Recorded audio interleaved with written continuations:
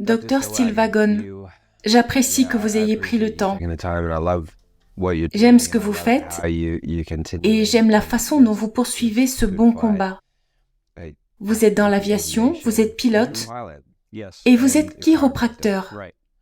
C'est une combinaison intéressante. Et puis même si votre nom est Stilwagon, c'est-à-dire un chariot qui ne bouge pas, c'est l'antithèse de voler. C'est un nom allemand en fait. J'ai eu une vie unique. J'ai pu être chiropracteur et pilote de ligne. J'ai plus de 33 ans d'expérience dans le transport aérien et 21 ans en tant que commandant de bord chez Delta Airlines.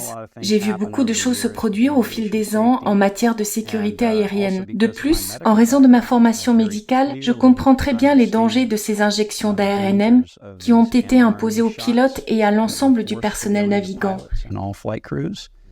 Cela a eu un impact considérable sur la sécurité aérienne. J'ai d'ailleurs effectué mes propres recherches à ce sujet. J'ai créé une base de données dans laquelle j'ai étudié les décès de pilotes signalés dans le magazine de Airline Pilot Association. Je n'ai pu étudier qu'environ 2500 décès de pilotes. Il s'agit donc d'un petit échantillon, mais j'ai pu déterminer très clairement que lorsque ces injections ont été lancées en 2021 et qu'ils ont été imposés aux pilotes et aux équipages, il y a eu un pic de décès précoce chez les pilotes. En d'autres termes, les pilotes mouraient prématurément avant l'âge normal de la retraite de 65 ans. L'incidence des décès précoces de pilotes a augmenté de 40%.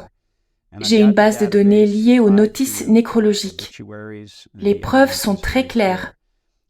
J'ai également la preuve que le nombre de pilotes qui partent en invalidité de longue durée a également augmenté depuis 2021. L'augmentation a été de 300%, ce qui est également préoccupant. Tous ces éléments ont affecté la sécurité aérienne et la FAA le sait. En fait, elle a publié ce qu'on appelle une alerte de sécurité pour les opérateurs, un SAFO. Cette alerte a été publiée en mars 2023.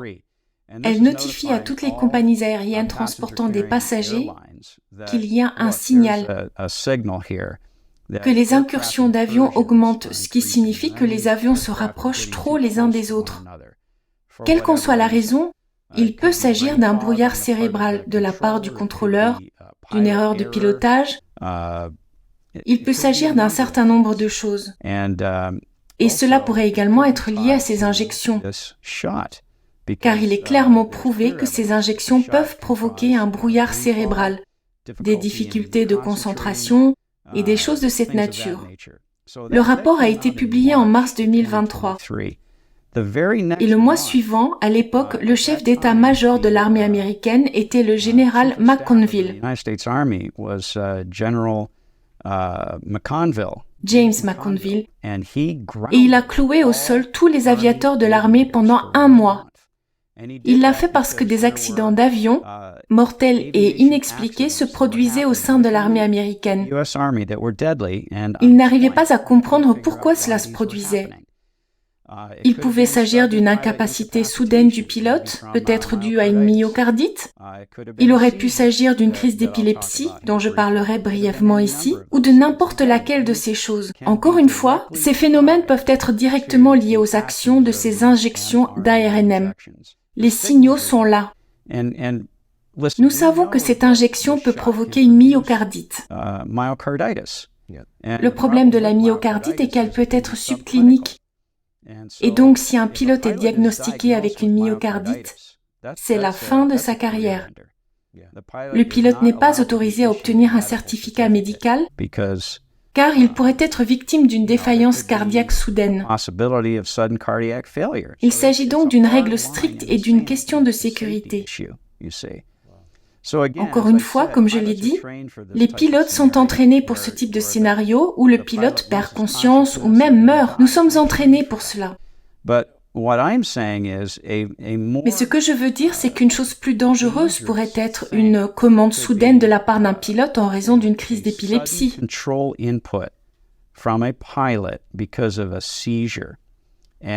Et nous avons reçu des rapports sur des crises d'épilepsie qui commencent à se produire chez les pilotes dans le cockpit. Heureusement, il n'y a pas eu d'action inattendue sur les commandes de vol. Mais je peux vous dire, Jonathan, qu'en 33 ans de vol, je peux vous dire qu'en cas d'action inattendue sur les commandes d'un avion, en particulier sur les pédales de direction, en d'autres termes, si pilote a ce que l'on appelle une crise tonique d'épilepsie, où la jambe se raidit complètement et pousse la pédale de direction jusqu'au fond, ce qui entraîne une déviation complète de la commande de vol. Si la jambe est bloquée, il n'y a aucun moyen pour l'autre pilote de corriger cela. Et si cela se produit pendant le décollage, l'avion quittera la piste. Il pourrait heurter un autre avion, il y aurait des dégâts et des personnes pourraient être gravement blessées ou mourir à cause de cela.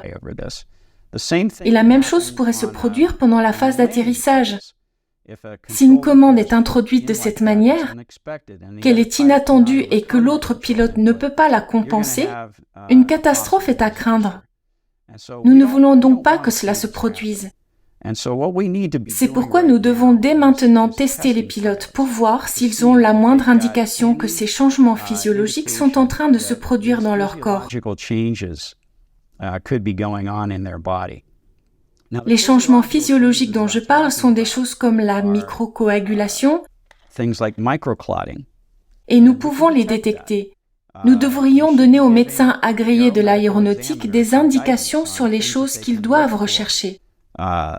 Cela indiquerait qu'il se passe peut-être quelque chose sur lequel nous devons enquêter. Ils ont donc la possibilité d'examiner les capillaires rétiniens et de voir si les globules rouges s'agglutinent. Si c'est le cas, il faut approfondir un peu plus. Ils peuvent aussi vérifier la troponine I. La troponine est produite en cas de lésion cardiaque et apparaît dans le sang. C'est un test très efficace. La troponine I et la troponine T sont directement liées à la musculature cardiaque.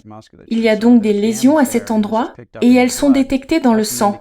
C'est une indication, à ce stade de l'évaluation du pilote, que les lésions cardiaques nécessitent peut-être un examen plus approfondi. Ce que je veux dire, c'est que la FAA doit prendre des mesures immédiates pour commencer à rechercher des conditions possibles comme celle-ci. Mais elle ne le fait pas. J'ai donc l'intention de témoigner lors d'une audition à Washington, D.C. et de parler de certaines des choses qui doivent être faites ici. Il est certain que nous devons organiser une audition de la sous-commission de la sécurité aérienne, une audition officielle. Et nous devons convoquer la FAA et les directeurs de la FAA qui ont pris la décision d'autoriser ces injections sur les pilotes. Et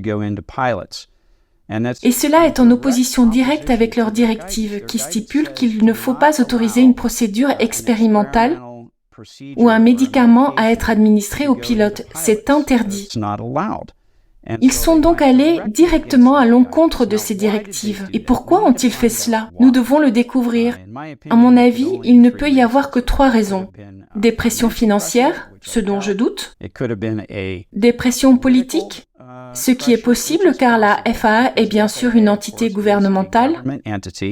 Et si l'administration Biden lui a dit que cela allait être rendu chose obligatoire, elle n'a pas eu le temps de s'en rendre compte. Ils sont simplement montés au créneau et ont dit « D'accord, nous allons le faire sans même procéder à une enquête ou à des tests supplémentaires. » La 3e raison pourrait être la peur. Et par peur, je veux dire qu'ils sont tombés dans le panneau en croyant le narratif, avec l'idée qu'il s'agissait d'un agent pathogène mortel. Et que le seul moyen de s'en sortir était une injection appelée vaccin. Ils ont vraiment cru à ce narratif. Or, n'importe qui au sein de la FAA, ayant un peu de bon sens, aurait vu qu'en février 2020, 10 mois auparavant, le navire de croisière Diamond Princess a été mis en quarantaine au large des côtes japonaises. Toutes ces personnes ont été testées pour le Covid et les voies respiratoires. Et les seules personnes qui sont décédées étaient des personnes âgées ou ayant des comorbidités. Les pilotes n'entrent donc pas dans cette catégorie. Ils ne sont ni âgés, ni atteints de comorbidité. C'est ainsi que l'on a changé le narratif. On a dit, il faudra vacciner tout le monde, parce que cela stoppera la propagation et cela protégera les autres. Or, nous savons qu'il s'agit là d'un mensonge. Fauci l'a admis, Birx l'a admis, et toute personne digne de ce nom au sein de la FAA, dans le département médical, aurait dû savoir que ces injections appelées vaccins ne sont pas conçues pour empêcher l'infection de se produire. Elles sont seulement conçues pour réagir à l'infection. Nous devons donc découvrir qui a pris cette décision et pourquoi elle a été prise, afin que cela ne se produise plus jamais. Ils vont essayer à nouveau, Jonathan. L'idée est qu'il faut introduire quelque chose dans le corps pour créer un anticorps qui va soi-disant vous protéger contre l'infection et arrêter la propagation.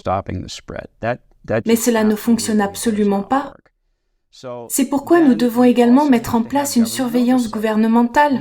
Il faut que la FAA puisse commencer à suivre qui s'est fait vacciner, quels vaccins ont été administrés et quand ils l'ont été. Et pourquoi est-ce important? C'est important parce que, comme je l'ai dit précédemment, nous savons que l'un des effets indésirables importants de l'injection est la myocardite, qui peut ne pas être subclinique et qui peut clouer un pilote au sol. La FAA le sait, alors pourquoi n'en tient-elle pas compte? Elle devrait le faire. Elle devrait nous le dire, et cela devrait faire partie intégrante du dossier médical du pilote. Quand avez-vous été vacciné? Lequel? Il faut également que le Bureau national de la sécurité des transports, le NTSB, enquête sur les incapacités des pilotes. Le NTSB, National Transportation Safety Board, a pour mission d'enquêter sur les accidents majeurs des compagnies aériennes et d'en déterminer les causes afin d'éviter qu'ils ne se reproduisent. Mais il n'est pas tenu d'enquêter sur l'incapacité du pilote, ni sur les dommages causés à l'avion ou aux passagers, c'est-à-dire sur les passagers qui ont été blessés, ni sur les événements inhabituels qui se sont produits pendant le vol, comme la rencontre de fortes turbulences, ou encore s'il y a eu des fumées dans le cockpit qui ont mis un pilote hors d'état de piloter. Ce genre de choses fait l'objet d'une enquête. Mais il s'agit simplement d'une perte de conscience, d'une crise d'épilepsie ou d'une crise cardiaque. Non, ces cas ne font pas l'objet d'une enquête. Pourtant, elles devraient l'être. Et nous disposons aujourd'hui de la technologie nécessaire, Jonathan, car nous savons que les protéines créées par l'injection sont uniques. Ce sont des protéines différentes de celles qui proviennent d'une infection naturelle. En fait, la protéine qui provient de l'injection de Pfizer est différente de celle qui provient de l'injection de Moderna. Nous disposons donc aujourd'hui d'une technologie qui permet de déterminer si ces protéines sont présentes dans l'organisme. Il devrait donc l'examiner pour voir si cette protéine a joué un rôle dans l'affaire. La raison pour laquelle je dis cela est que ces protéines qui proviennent des injections sont des protéines biologiquement actives. Cela signifie que lorsque la protéine est créée à partir de l'ARN messager, elle est sécrétée dans la circulation sanguine. Cette protéine va alors s'attacher à des récepteurs cellulaires. Il ne s'agit pas de protéines inertes, comme les protéines que nous mangeons, ou les protéines que nos cellules fabriquent en permanence et sont sécrétées dans la circulation sanguine afin qu'elles puissent être absorbées par d'autres cellules et utilisées pour les fonctions normales de l'organisme. C'est ce que fait notre corps en permanence. Le message de fabrication de ces protéines, Jonathan, se trouve dans notre ADN. C'est comme cela que ça fonctionne. Si votre corps a besoin de fabriquer des protéines, l'ADN qui se trouve dans le noyau de votre cellule va être transcrit en un brin d'ARN messager. qui est en fait comme une longue ficelle de spaghetti et qui sort du noyau et s'associe à un ribosome. Cet ARN messager contient un message de fabrication d'une protéine, et c'est ainsi que les protéines sont fabriquées. Mais qu'avons-nous fait de cette injection? Nous avons fabriqué notre propre ARNM. Il s'agit d'un ARN messager modifié qui est injecté dans le corps pour que celui-ci puisse fabriquer une protéine qui sera immunogène. En d'autres termes, on veut qu'elle stimule le système immunitaire pour qu'il réagisse. Le danger, Jonathan, c'est qu'on ne sait pas combien de cette protéine on va fabriquer. On ne sait pas quelles cellules vont la fabriquer. On ne sait pas où elle va aller. On ne sait pas si elle va s'arrêter un jour. Ces protéines biologiquement actives qui s'attachent aux récepteurs vont créer une réponse immunitaire. Il s'agit d'une réaction immunitaire automatique, car le corps n'aime pas cela. Il attaquera ces cellules et les détruira. C'est donc là que se produisent les dommages. Si cela se produit dans le cœur, cela peut conduire à une myocardite. Si cela se produit dans le système nerveux, cela peut conduire à des crises d'épilepsie.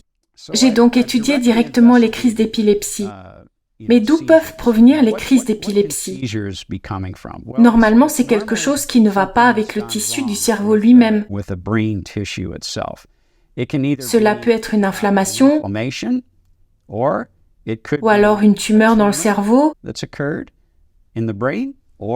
ou encore un problème au niveau du système vasculaire, peut-être un blocage ou une fuite dans le système vasculaire qui affecte le cerveau.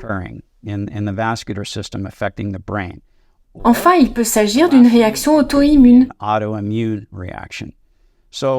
Examinons donc tous ces éléments et voyons comment cette nanoparticule lipidique utilisée pour injecter l'ARNM pourrait être à l'origine de ce phénomène. J'ai une diapositive que vous pouvez afficher en arrière-plan pendant que je parle pour que vous puissiez voir certaines des choses dont je parle ici. Mais la nanoparticule lipidique qu'ils utilisent comme système d'administration pour introduire cet ARNM modifié dans vos cellules, elle est composée de graisse corporelle normale. Elle est composée de cholestérol et de DSPC. Et elle a été intelligemment conçue de cette manière, car lorsqu'elle est injectée dans votre corps, celui-ci ne la rejette pas. Ces nanoparticules lipidiques vont donc circuler dans votre système vasculaire et se fondre dans tout ce qui entre en contact avec elle, car les membranes cellulaires sont faites de la même matière. Ce sont des lipides.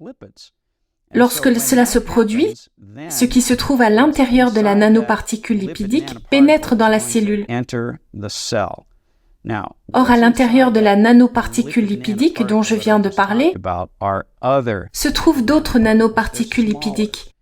Elles sont plus petites et s'auto-assemblent. Par auto-assemblage, je ne veux pas dire qu'elles se transforment en nanorobots ou en quoi que ce soit d'autre. En fait, les lipides qu'ils utilisent sont cationiques. Le lipide est donc chargé positivement et l'ARN messager qu'il contient est chargé négativement, de sorte qu'il s'assemble automatiquement.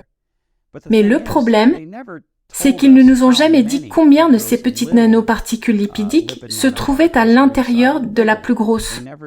Ils ne l'ont jamais révélé et ils n'ont pas non plus à le faire. Parce que tout cela est soumis à une autorisation d'utilisation d'urgence, ce qui est entièrement expérimental. Ils n'ont pas à nous le dire.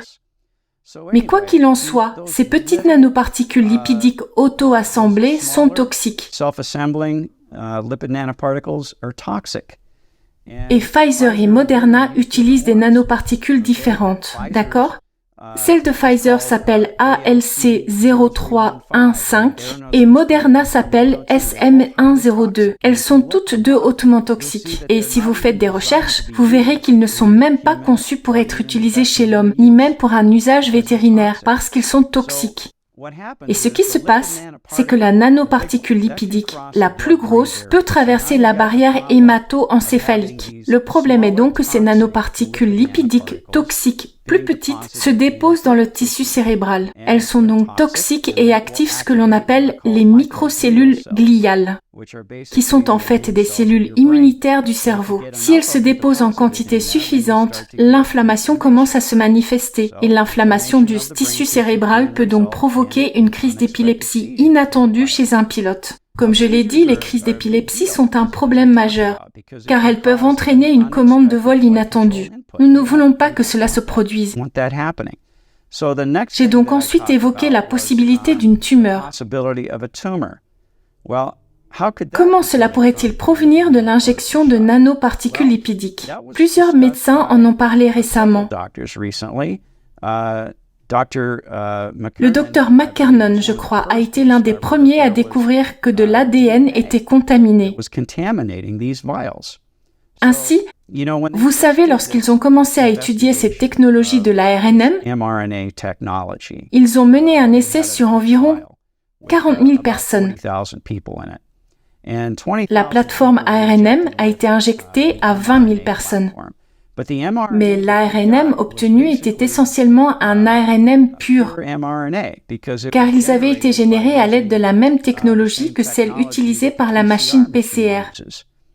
Elle amplifie simplement le brin de matériel génétique que vous lui donnez et en produit davantage. Le problème, c'est que cela prend trop de temps et que c'est très cher. Ainsi, les 20 000 personnes qui ont reçu la véritable injection ont obtenu un produit d'ARNM pur ou semi-pur. Mais lorsqu'ils ont décidé de lancer ce produit, de fabriquer des milliards de flacons et de les expédier dans le monde entier, ils ont dû trouver un moyen plus rapide de le fabriquer. Et pour ce faire, ils ont codé le message de l'ARNM souhaité dans ce que l'on appelle un plasmide d'ADN. Il s'agit d'une structure circulaire d'ADN. Ils l'introduisent dans la bactérie E. coli et la bactérie E. coli absorbe l'ADN plasmidique et en fait des copies, des tas et des tas de copies. Lorsqu'elles en ont suffisamment, elles extraient l'ADN. Ensuite, elles utilisent une substance appelée ARN polymérase pour fabriquer l'ARN à partir de l'ADN. Mais voilà ce qu'ils ont fait, Jonathan. Et c'est là que cela devient vraiment infâme à mon avis. Au lieu d'utiliser l'uracile, qui est un nucléotide normal utilisé dans l'ARN messager, c'est ce que notre corps fabrique. Lorsqu'il fabrique de l'ARN messager, il utilise de l'uracile. Ils n'ont pas utilisé l'uracile. Ils ont utilisé une substance fabriquée par l'homme appelée N1-méthylpseudo-UTP. Et la raison pour laquelle ils ont fait cela, c'est que c'est moins immunogène. Cela signifie qu'elle échappe à l'une des défenses innées dont nous disposons dans notre corps pour détecter que quelque chose d'anormal se passe, quelque chose qui ne devrait pas être là. C'est ce qu'on appelle les récepteurs Toll-like. Nos cellules sont dotées de ces récepteurs et 3 d'entre eux peuvent déterminer s'il y a des brins d'ARN dans la cellule qui n'y ont pas leur place. D'accord ? Ce sont des récepteurs Toll-like. Les numéros 3, 7 et 8 en particulier sont ceux qui ont eu la capacité de faire cela. Lorsqu'ils ont découvert qu'en utilisant ce N1-méthylpseudo-UTP, ils peuvent fabriquer un brin d'ARN artificiel. Et les récepteurs Toll-like l'ignorent. Ils sont donc capables de faire pénétrer ce produit dans la cellule. Et la cellule peut commencer à fabriquer la protéine Spike qui est immunogène. Il s'agit donc de cacher quelque chose pour fabriquer quelque chose qui va stimuler la réponse immunitaire de l'organisme. Les personnes qui ont fait cela ont reçu un prix Nobel. À mon avis, ils méritent des chaînes.